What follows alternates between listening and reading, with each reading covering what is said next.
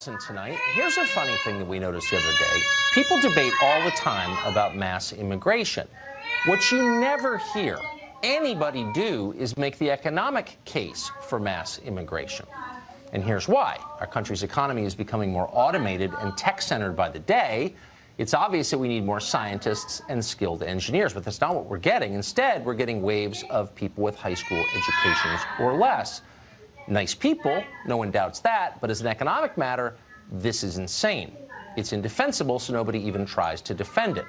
Instead, our leaders demand that you shut up and accept this. We have a moral obligation to admit the world's poor, they tell us, even if it makes our own country poorer and dirtier and more divided. Immigration is a form of atonement. Previous leaders of our country committed sins. We must pay for those sins by welcoming an endless chain of migrant caravans. That's the argument they make. If it sounds like something that some dopey sociology professor at Long Beach State thought up half drunk in the 70s, you're right. That's pretty much exactly what it is. And yet somehow the immigration as atonement idea has become the official position of virtually every guilty liberal in the United States. Our tech overlords, the ones always lecturing you, corporate America, Nancy Pelosi, and Paul Ryan. They all believe this. And anyone who disagrees with them is denounced as a bigot and fired. What's so amusing, though, is that nobody ever bothered to explain any of these rules to the people of Tijuana. Tijuana is in Mexico, which means they're Mexican citizens. And by academic definitions popular in this country, they must be oppressed. Nobody in the American left ever imagined that the people of Tijuana would display the classic symptoms of white privilege.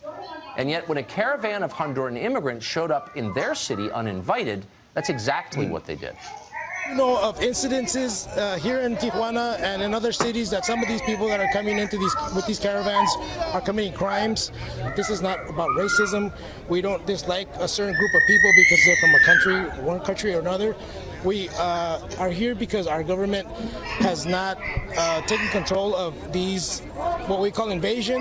The country have to beware of these people, because they are people, they are bad people. Well, it sounds like a Trump rally.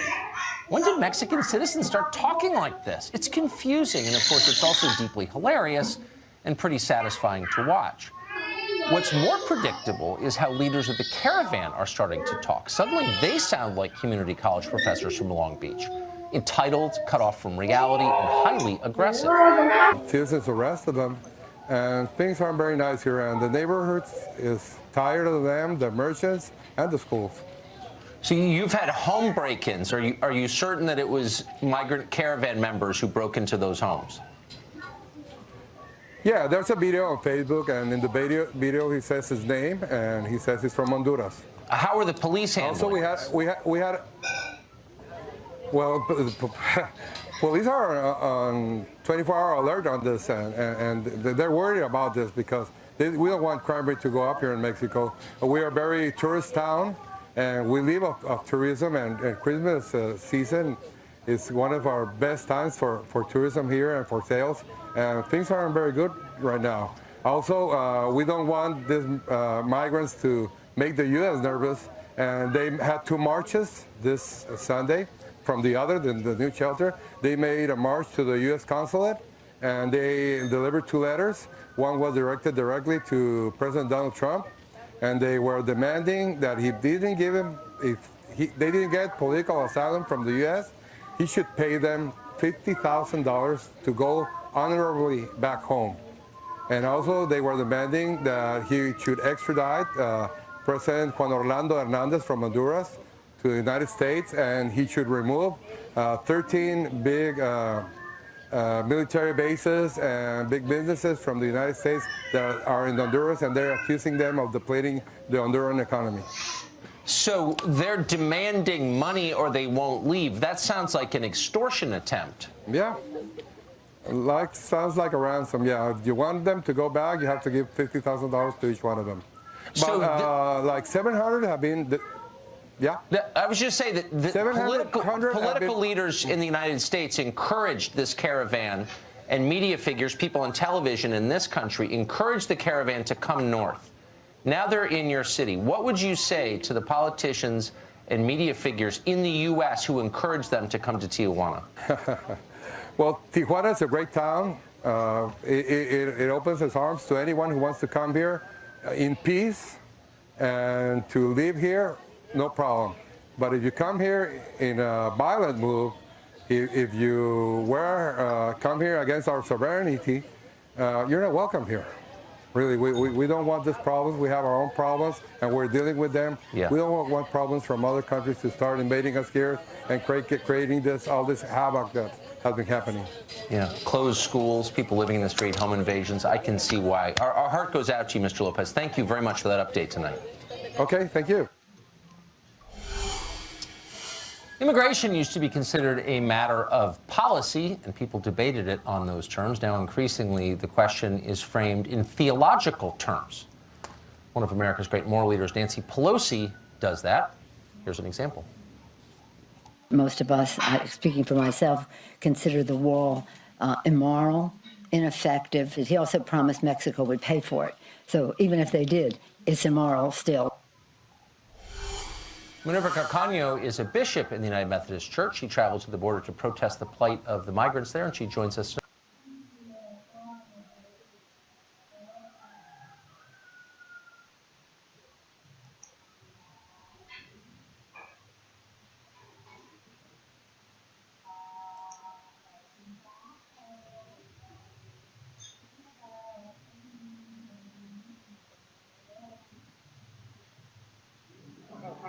Crimes.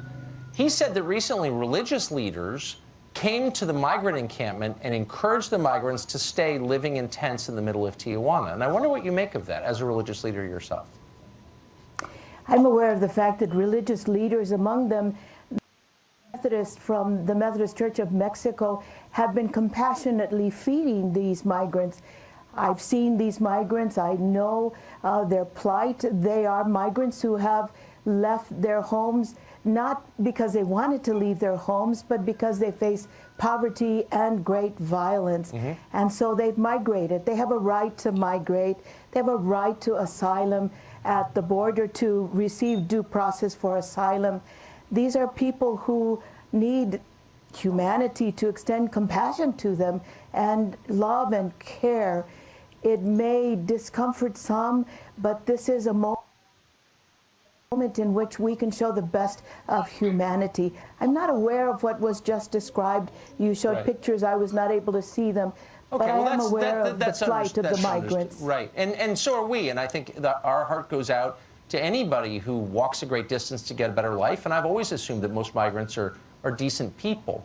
But there's a huge cost, not to the Methodist Church, but to the taxpayers of Tijuana and the United States, to every person who comes here in poverty with low skills. There are some estimates suggest the cost is hundreds of thousands per immigrant over a lifetime.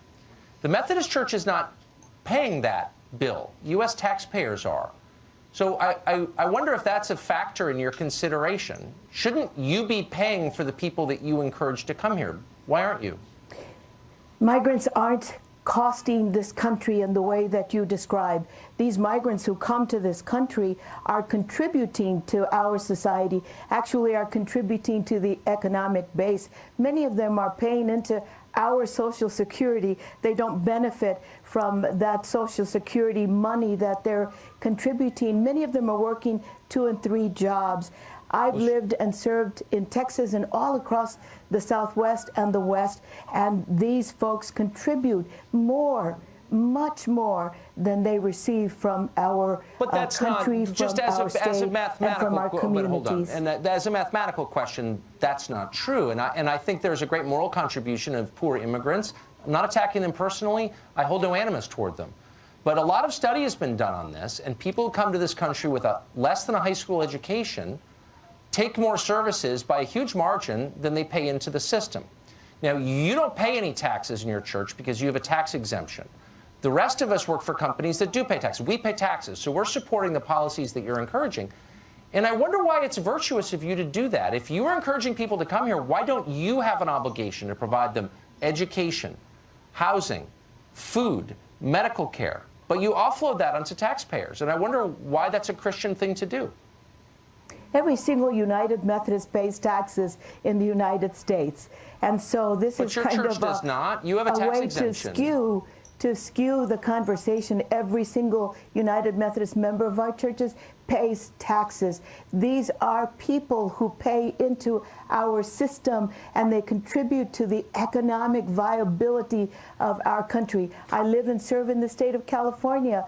The economic agricultural base of California would just diminish, if not be totally undermined, if it weren't for these migrants who are coming and assuming jobs that people in this country won't take on because they feel it's beneath them and beneath their efforts. Okay, so you're on the side of employers who want to pay third world wages to their workers. That's where you are in this question. But I want to ask you a theological question, because you're not an economist. You're not an, well, of course you are. You're on the side who are willing to pay less to these big persons. agricultural And the companies that want to hire people for less. The economic studies I'm reading are different from the ones that you are quoting. But let me ask you a theological question, because that is your area of expertise. If I force you to put money in the collection plate in my name, which is what you're doing with U.S. taxpayers, do I get the credit from God for donating to the church? In other words, why don't you, as a church, make certain that every person you encourage to come here is fed and housed and educated and healed at your expense? How can you feel virtuous when you're not paying for the things that you're encouraging? I don't understand. How does that work? First of all, we're not encouraging people to come. Yes, we're you trying are. to help them stay. No, we're not. But when they come because they've hit a desperate place in their lives, we're going to care for them. We're going to seek justice for them. We're going to ask Well, you're going to care for them. Do you pay for their medical expenses? Any of them? I don't think you do. You know, we do. The Federalist Molly Hemingway has been covering the story from day one, and she joins us tonight.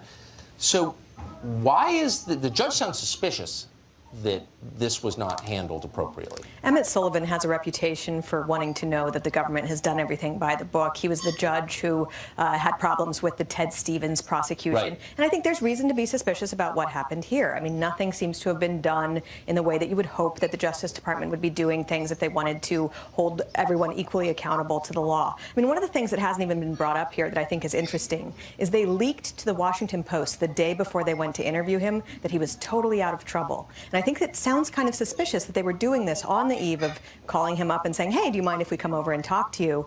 Because it made him feel like this was not a perjury trap, that this was not an investigation into him. In fact, they had been actually surveilling him for years, and they were definitely trying to ring him up on a perjury trap. So it's very important to make sure that they did every, you know, you can have a problem already with how they did things. If they weren't dotting their I's and crossing their T's, and it looks like they might not have been, this judge might not take it. So there have been reports, about a lot of things, and sometimes it's hard to sort through and determine which are true or not, but that the agents who interviewed Flynn at the White House without his lawyer, who actually did the interview, believed he did not commit perjury. We've already had FBI officials admit that the agents who interviewed him did not think that he was lying. And what's interesting about this judge's order is he wants to know about the paperwork they filed 7 months later. Now, usually when an FBI agent interviews someone, they file paperwork right away. In this case, one of the agents was Peter Strzok, who was later removed from the special counsel probe because of his extreme partisan bias. So they had to redo their paperwork. And so he ends up pleading guilty to lying based on paperwork that was 7 months old. Do we know why the feds were surveilling General Flynn for years? We don't know exactly why they were doing it. What we do know is that a previous leak was used to continue that surveillance. So they were about to close out the surveillance of him because they hadn't found him doing anything wrong. Well, then they leaked to the Washington Post, again to Friendly Reporter, that he might have committed a Logan Act violation. That was absurd, but it was enough to keep the surveillance going, enough to keep the investigation going. Now, at the end of the day, after years of surveillance, after being told that he was the centerpiece of treason with Russia, he ends up pleading that he lied about a statement to the FBI. That is a huge walk down from what we were promised at the outset. That he committed a crime, in other words, that arose from the investigation itself. The investigation created its own crime, yes. Amazing. Molly Hemingway, thank you very much. Thank you. Well, over at CNN, they are offering free advice to the Democratic Party. If you want to win in 2020, don't nominate a man, and especially don't nominate a white man. Watch.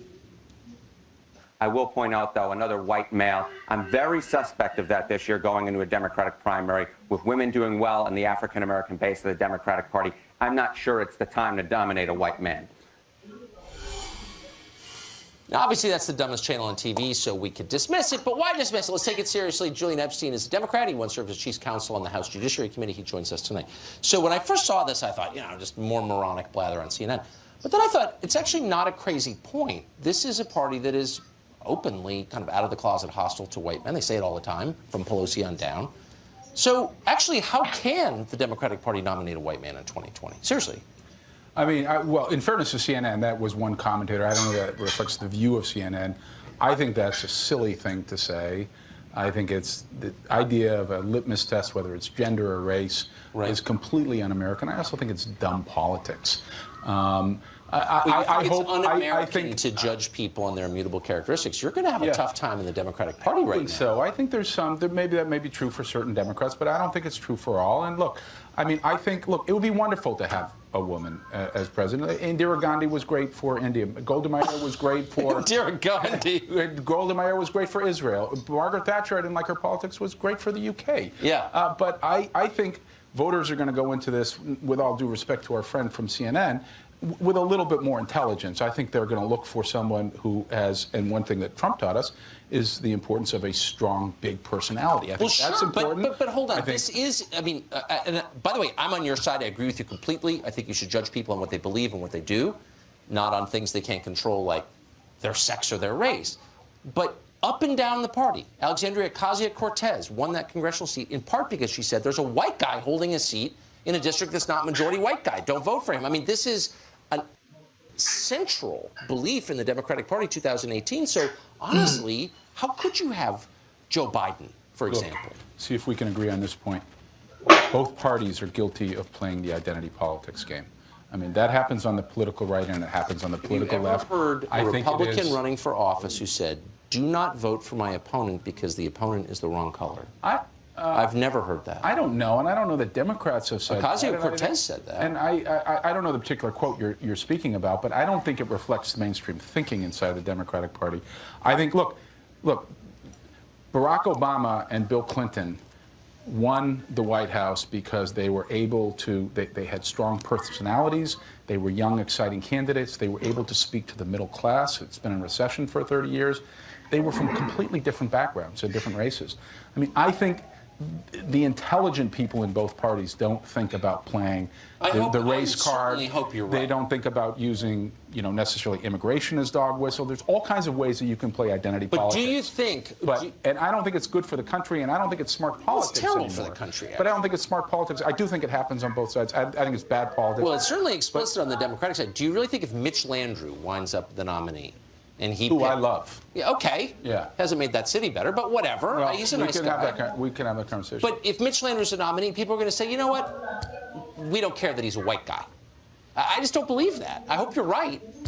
I hope we're at the point where voters, Democratic voters and independent voters are looking at who the candidate is, what kind of excitement they bring. Are they speaking to the middle class? Are they speaking to the major problems we have? The China problem, which you and I You're going to need to switch parties. Julian Epstein, wait till Are they talking about things that people... Look, I agree with you, but I mean, Look, I just Tucker, don't see any evidence that you're right. The bases in both political parties, the base in the Republican Party is probably 15% of all voters.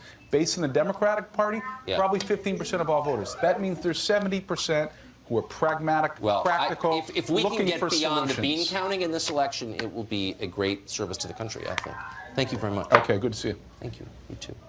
Chicago Mayor Rahm Emanuel is betting the city's fortunes on getting more of his own people addicted to gambling and drugs.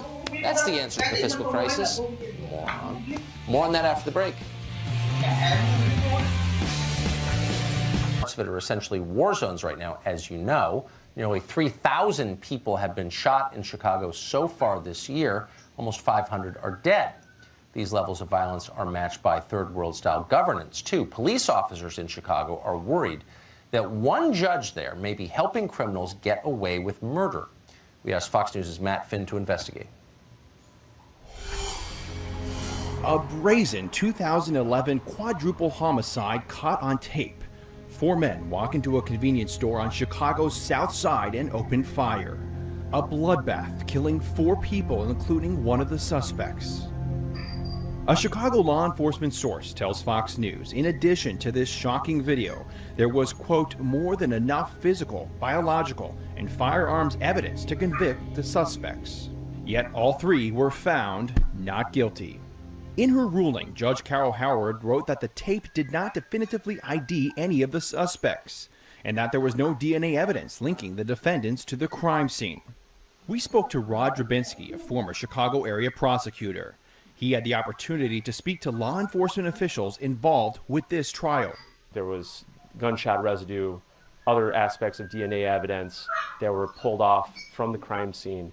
When Judge Howard made her ruling, she did it in a volume of evidence against them is concerning. Tucker, we know that judges typically do not speak publicly about their rulings, but for more than 6 months we submitted requests to Judge Howard to talk to us about these cases, and perhaps if she agreed, she could have shed some light on her rulings. And we are not just singling out Judge Howard. There are similar judges and district attorneys here in Chicago and across this country that are allegedly soft on criminals and hard on the state. In fact, the district attorney that was just elected in Boston, Suffolk County, has an extensive list of crimes she plans not to prosecute, including shoplifting and drug possession with intent to distribute. Tucker. Yeah. Probably not going to make the crime rate go down. Matt, thanks for that report. Were you able to talk to prosecutors? You know, I reached out to 2 prosecutors in that quadruple homicide. I got one of them on the phone. It sounded like he wanted to talk to us, but he ended up not commenting, Tucker. Yeah, everyone's afraid. Matt Finn, thanks very much for that. Sure. City of Chicago, great place. Also, though, as you just heard, famous for crime, corruption, and mismanagement, all the usual things associated with decades of one-party Democratic rule. Now the city's completely out of money. It cannot afford to pay the promises it has made to its public sector employees. The crushing pension debt is not new, though. It's something that Mayor Rahm Emanuel knew about when he took office. He knew exactly how not to deal with it in 2014. Listen. I do not think you should balance the budget by promoting recreational smoking of pot.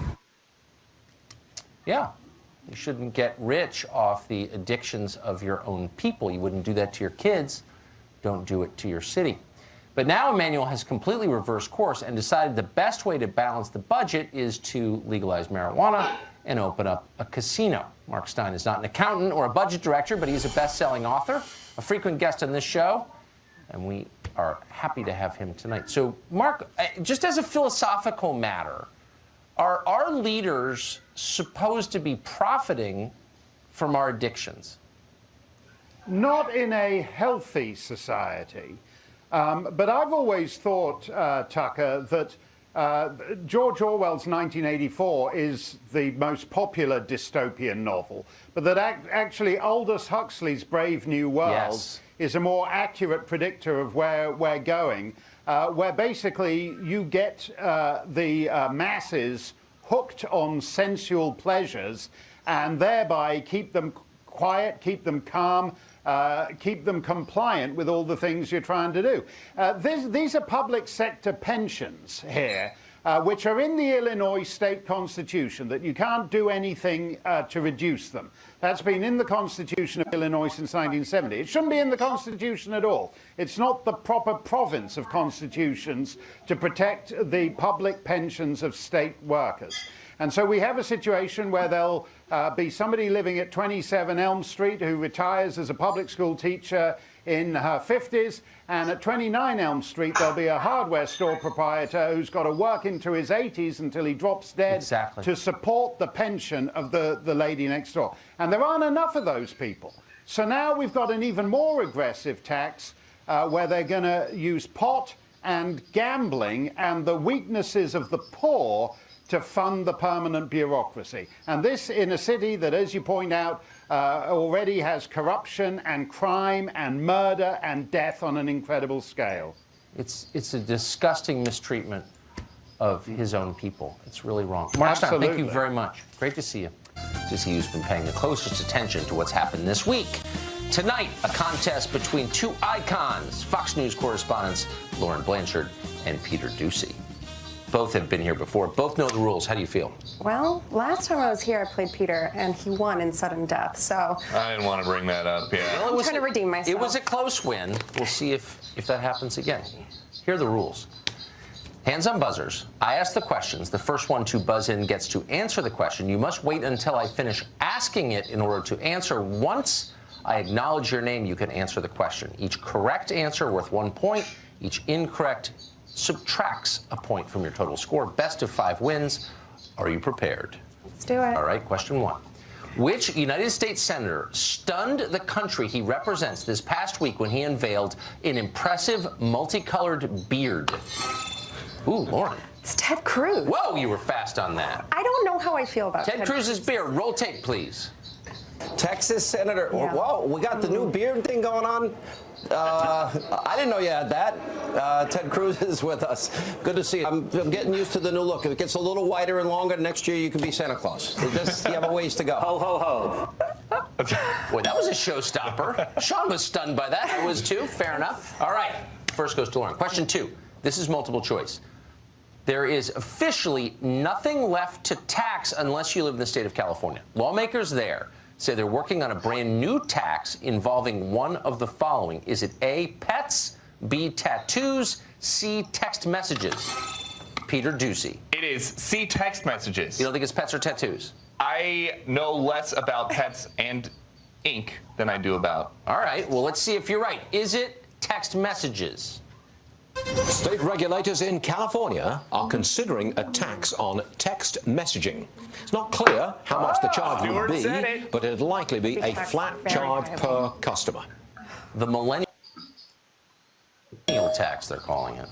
Well, you know, a lot of young people don't really text. They're all in the apps. WhatsApp, Tucker. Yeah, I guess that's right. That'll be next. All right, question 3.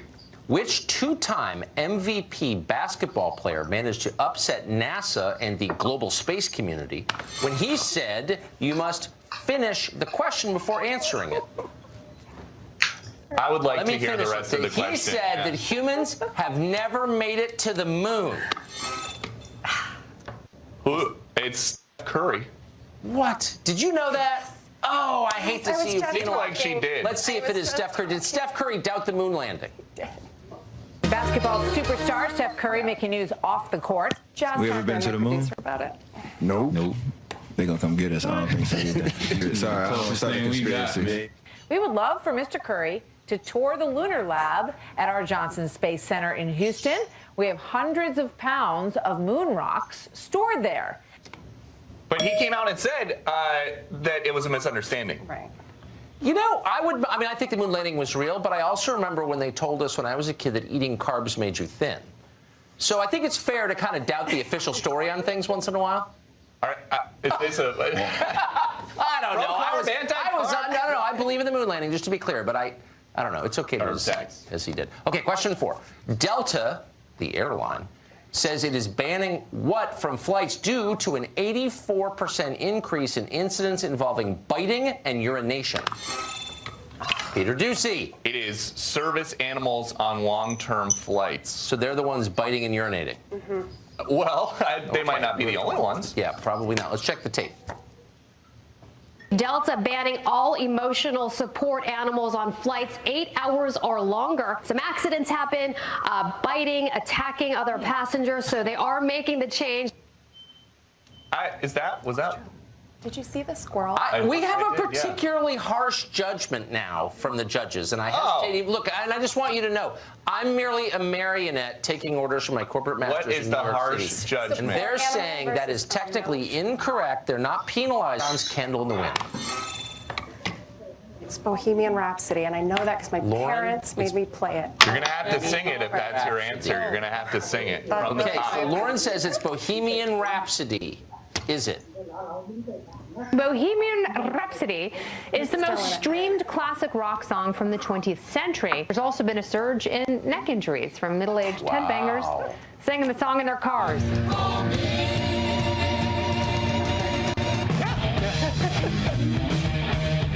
So for the record, by the way, our judges just are clarifying. You said service animal and emotional support animals are different from service animals. Service animals are for, say, the blind. Understood. Thank you. Tense. Okay, so it's 2-2. Again, we find ourselves where we found ourselves last time, in sudden death. It'll be settled by a bonus question. This question is multiple choice. What is the best-selling album, musical album in American history? Is it A, Thriller by Michael Jackson, B, The Eagles' Greatest Hits, or C, Yellow Submarine by the Beatles? Lauren. Okay, this is going to be a shout-out to my parents because they made us listen to Eagles so much, so I'm going with Eagles. You're going with the Eagles. Desperado's on that album. That is correct. The Eagles' Greatest Hits, 38 million copies. Michael Jackson, second place with 33 million. Your parents should get the mug. Unbelievable. Congratulations. Okay, so we're going to award you something that's become kind of coveted. This is the Eric Wempel mug. He works at Jeff Bezos' website. He was once on our show. I was walking through an airport, by the way, in Florida, and one of his relatives came up to me and asked to send this mug to her because she has. You don't just have one on you? No, I didn't. We just, and by the way, and can I just say, since it's Christmas, we're celebrating. I want to put a picture on the screen. This is our tree in our news. New York, you'll notice it is capped off with Eric Wempel himself. And that's the quickest way to bring Christmas cheer to our office. Anyway, please. That's what the season's all drink about. coffee in that and think of us and Eric. His greatest congratulations. Thank you. Peter Ducey, you're a great competitor. There's no question in my mind you'll be back. I failed. Yeah. Well, for more than 2 years, Permanent Washington has been hyperventilating about the threat from Russia.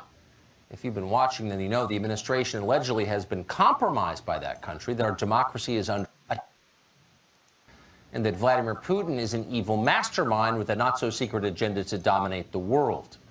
Well, it turns out there really is a country like that out there, but it's not Russia, it's China. Permanent Washington would know that if it paid attention to its own intelligence briefings, which it does